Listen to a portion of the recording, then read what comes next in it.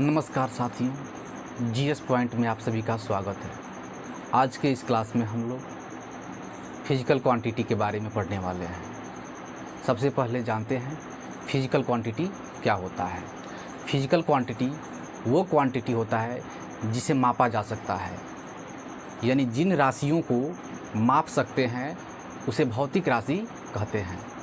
उदाहरण के रूप में समय को हम लोग माप सकते हैं सेकंड में, दूरी को माप सकते हैं मीटर में, बल को माप सकते हैं, विस्थापन को माप सकते हैं।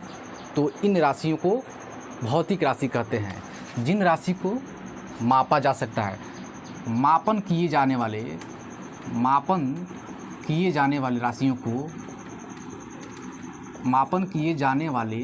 राशियों को भौतिक राशियाँ कहते हैं, जिन्हें माप सकते हैं। भौतिक राशियाँ कितने तरह की होती हैं? तो भौतिक राशियाँ दो तरह की होती हैं।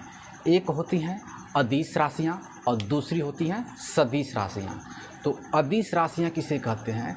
जिन राशियों को व्यक्त करने के लिए केवल और केवल परिमाण की आवश्यकता होती है, दिशा की आवश्यकता नहीं होती है, उसे अदिश राशियाँ कहते हैं।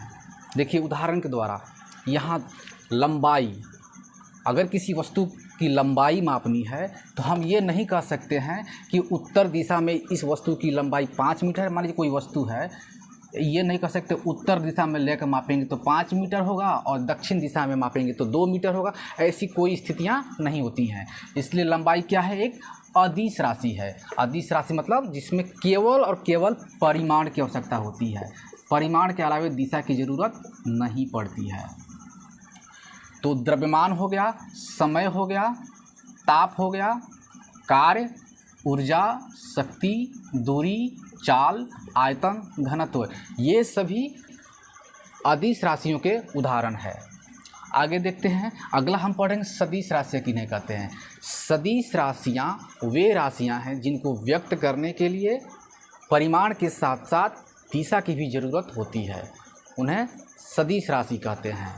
तो सदिश राशियों को उदाहरण कैसे हो जाएगा? बल, वेग, विस्थापन, त्वरण, ये सब सदिश राशियां हैं। अब इसके उदाहरण को समझते हैं। बल, देखिए बल के बारे में देखते हैं सदिश राशि कैसे है।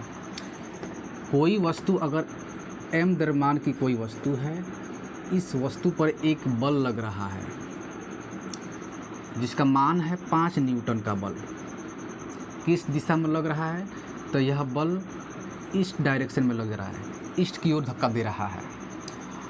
फिर इसी वस्तु पर एक और बल लग रहा है जिसका मान 7 न्यूटन है, लेकिन यह ईस्ट से वेस्ट की ओर लग रहा है, वेस्ट डायरेक्शन में लग रहा है।